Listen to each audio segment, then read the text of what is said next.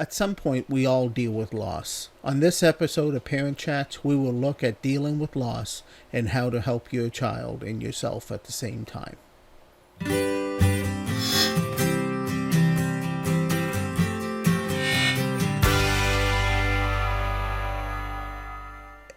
Hello, everyone, and welcome to another episode of Parent Chats. I'm Ken Hubley, children's book author and host of Parent Chats. Today we have a special return guest with us, and good friend Dr. Bruce Dick, Chief Child Psychologist, Multidisciplinary Pain Center at the University of Alberta. Welcome back, Bruce. Thanks, Ken. It's great to be back with you. Many people deal with loss. However, across Nova Scotia and in many provinces across the country, there were many people who lost homes during the wildfires and had a very difficult spring. Therefore, we felt it was important to do a special show on loss. Thank you to all the first responders and firefighters that helped us through these tough times. Bruce did an amazing show with us on mental health on episode 15 of Parents Chats. I encourage you to go back and take a look at that again because there's a lot of great information to familiarize yourself or refamiliarize yourself. I personally watched it 10 times or more. In the book, the Lenny Super book, Lenny Meets Bully Bailey, it deals with loss and the importance of talking and communication with your children and also to help deal with it yourself. We live in a community. We don't live on islands. So Bruce, a couple questions for you. How can a parent prepare to have a chat with their child about loss? It's a great question, Ken. While I prepared for this, I just want to acknowledge that there are several different kinds of loss that a child and their family members can go through. For today's episode, I'm really going to focus primarily on losses related to things like homes, possessions, losses related to natural disasters, be that storms, fires, floods, whatever happens. I'm not going to speak so much about grief today, loss of a loved one, but that can be something that could come into play later. But as we think about the kinds of losses you talk about with the fires that have happened in the Maritimes and across the country, there are some things that parents can do that can be really helpful. First of all, I think can be prior to the conversation with the child, it's really important to take the time to make a plan and give yourself enough time to do this because there are many things to consider. Once you have a plan and once you go through perhaps a list of things, understanding what the child needs, what the child may want, write some things down, jot some ideas down, be very flexible in your planning as you think about what you're going to do. You may want to chat with other people involved in the child's life. If this is your child, speak with the child's other parents, with your partner, with friends, family members. Get some perspectives, maybe even the child's teachers and people that the child may speak to. There are lots of different people in the community that can be helpful. There's some great resources. I'll talk a bit about some online resources that we can look at, but I think that there's some resources that can be helpful to consider as well. But the most important thing I would say also is to trust yourself. You are an expert on your child outside of the child themselves. You are the expert as the parent. So think about what you've learned about your child over the years and what might be most helpful, with the key question being, what does the child need in this situation? Because I think that consideration is really paramount. I love that. What does a child need? And you know your child better than anyone else, really. You spend the time with them. And I remember a family that had a house fire, and one of the children were very young, 2 or 3 years old. And the next time he saw a fire truck, he yelled at the fire truck, "Bring me back my toys." Because all he remembers is when the fire truck came, and then afterwards there were no toys, right? And so his parents explained to him, no, they helped us. They were really kind, and they saved the house, and they did these things. But it's funny how kids associate things. What tips do you have about speaking with a child about loss?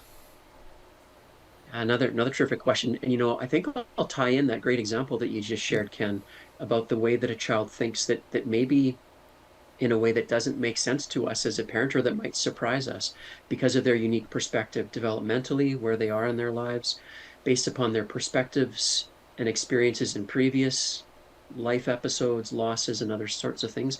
So your example is a great one. So one of the key things is to speak it to their level developmentally. And I think you just really gave a great example, Ken, to that. Kids at different ages will conceptualize and understand things in different ways. Their questions will be different because of that. And their ability to understand is also related to where they are, where their brain development is and where their experiences are. So think about that, and also I think be prepared for surprises. Be prepared for questions that will come up. One of the ways that we can do this is to ask what they understand. So in having a very comfortable, uh, relaxed, safe environment as you set things up, just ask the child, what do they understand about what happened, what's on their mind, and give them plenty of time for them to answer those kinds of questions. I would also want to make space to give them time to ask questions. So ask them if they have any questions. Write those things down. Be thoughtful about it. Don't necessarily expect yourself to be able to answer all of their questions at that time. And if there's a question you need to think about or you need to do some research on, just be honest with them. Just say, hey, I'm not really sure, but I'll find out about that. I'll do some research, I'll ask an expert, and I'll get back to you on later today, tomorrow, whenever that may be, so they know when to follow up. A key part of all of this is listening and really being conscious about this. At times when we speak about difficult subjects with kids, we need to remember that it's about the child. In many cases, we have our own agendas, things we're trying to do, and that's good, that's okay. But I think with that can eclipse sometimes what's really important, which is what the child needs and the child wants to know. Another tip here is to be honest. I don't think it's helpful to engage in magical thinking or mystical kinds of things. I think just be really honest with the child, be concrete again at their level, but tell the truth. This doesn't necessarily mean that you have to tell them every detail. Tell them to the degree that they need, and get feedback from them. Ask them, so does that answer your question? Do you have any other questions? So listening is key.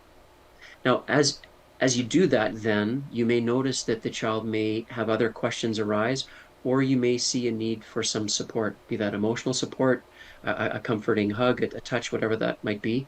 So check in all the way along as you go.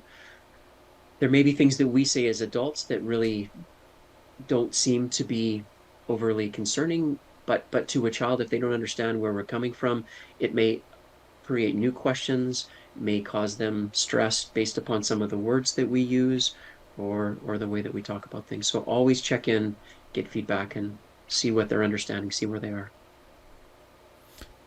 Yeah, I like that. Really be in tune with your child. Understand. I love the use of questions to really allow them to fully express what they're wondering about. Thank you. What are some resources available for parents to have a tough conversations about loss? This is really important, and we're incredibly fortunate today to live in a world where information is so easily and readily available to us, including great information from experts. I think really depending upon the way that the child best learns and the way that we best learn as parents or as support people for these children, um, they're great things. There are plenty of good books out there that are accessible. Oftentimes they can be found through large bookstores, online, other retail sources available. I'm not going to endorse any particular one, but there are many, many great sources for that. There are all kinds of professional resources available. Some of these resources would come from people who do research in these areas, so developmental experts at universities, foundations, and institutes. I think the key is, as we look for these resources, be that in the public domain, commercially, or in the academic world, is to really do our homework as well about the training behind these people.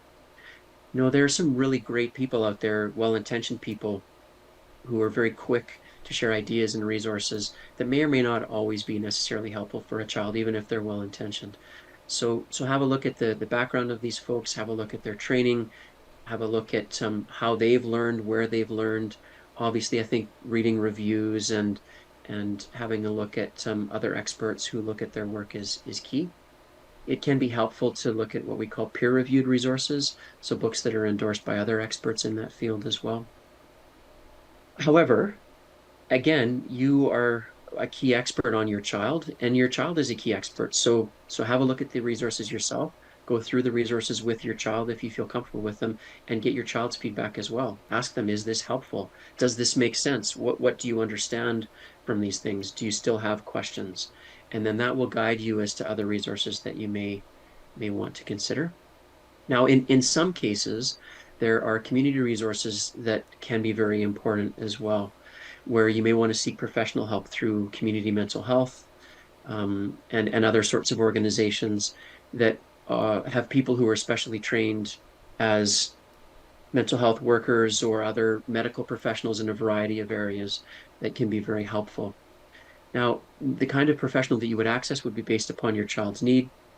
Many children's hospitals or local community health organizations have helplines where you can call in and you can, if you're not sure the kind of professional that you'd like to work with or that you need, you can let the intake workers know what you feel like you need, tell them about your child, and they'll be able to match you, hopefully, with someone in your community who will be able to help you.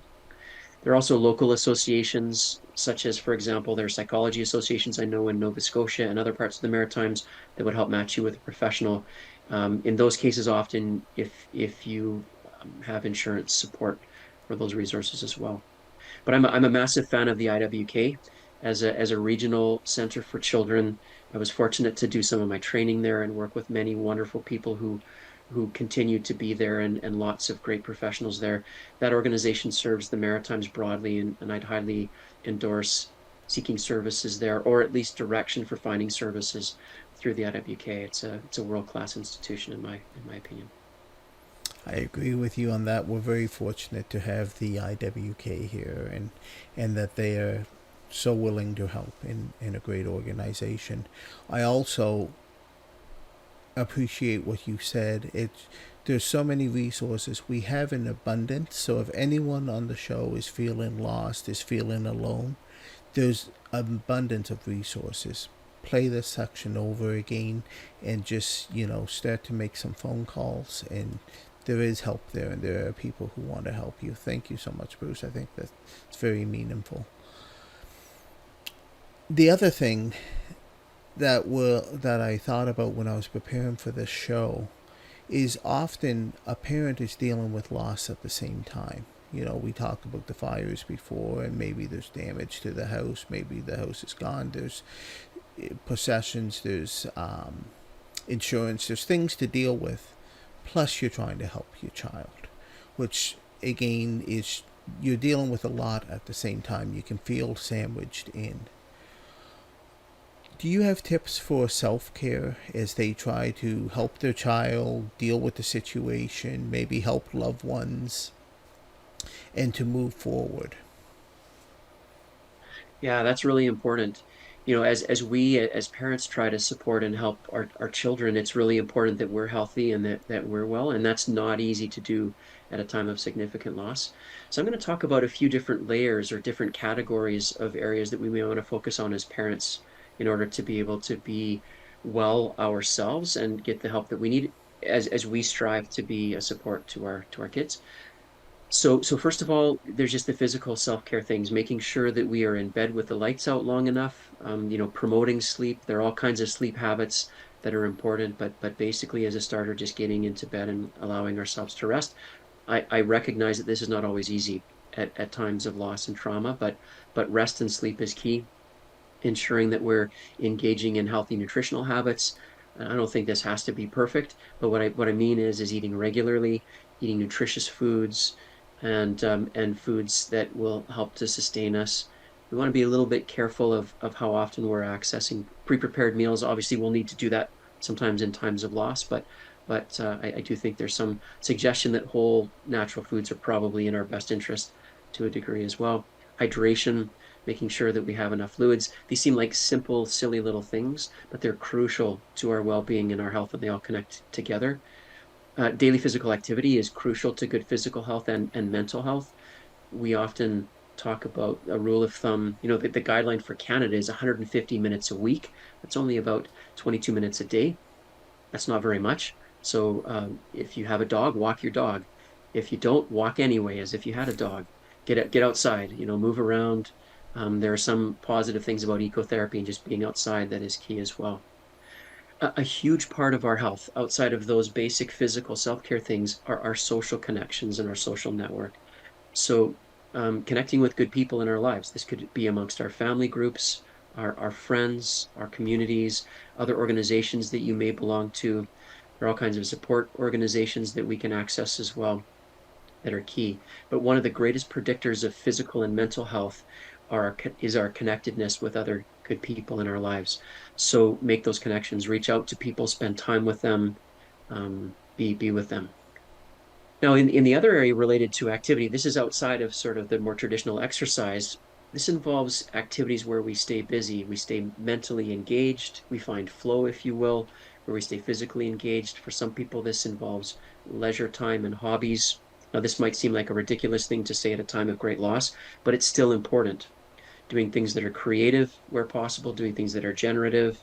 Um, Again, this may be a social activity that we do as a hobby, but doing something that you love is key.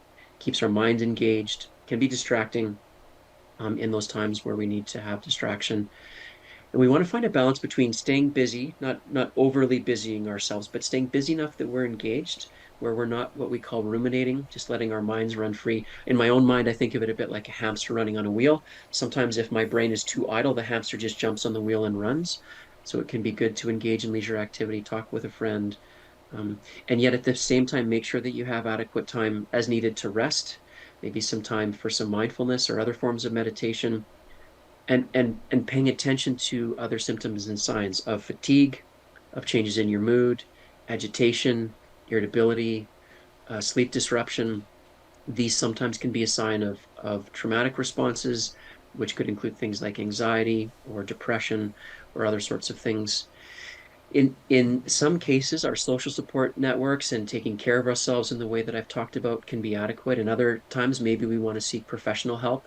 And there are all kinds of helplines available through community resources, local hospitals, mental health associations, and private services, whether that could be through your employer or through local associations of professional disciplines. There are many, many resources available, and it's worth seeking to access them as well. The key is you're not alone. There are many who have struggled with these sorts of things. There are many people who would be glad to help, and the key is just letting people know, identifying yourself as someone that needs help. Fantastic. Do you have any parting messages for parents? Yeah, I think there are a few things. First of all, as a parent, as I said before, I would encourage you to trust yourself. Lean on what you've learned, lean on what you know. Second of all, don't be afraid to reach out for help for your children, help for other people. Third, I would suggest there are some great resources out there, and so take the time to do the research and access them, and take advantage of both printed online resources as well as professional resources in your community. And I think the last thing to remember, and it may seem a little bit cliche, but I think it's wonderful advice that I've learned from one of my own patients here at our local hospital, and that is, she reminded me of the phrase that we've thus far made it through 100% of the past challenges and difficulties and tragedies that we've experienced, and that's pretty good. Right, that's a pretty good track record so far. Remember that. Rely on your resilience. Rely on what you've learned. Rely on the good people around you, and we certainly wish you the best for better days ahead in the challenges that you've dealt with. I love that we made it through, or we survived 100% of our past challenges. That's something to think about. I'm going to take that away as well. There's so many takeaways from this show when we have conversations. I just love it. So, thank you. So thank you again, Bruce, for your insightful and helpful words. I know you have a busy schedule and you still make time to come talk with myself and our viewers. And I hope everyone out there enjoys the summer. We'll be back in the fall for more episodes on Parent Chats on nslive.tv. And as I always say, My hood is parenthood. Have a good day, everyone.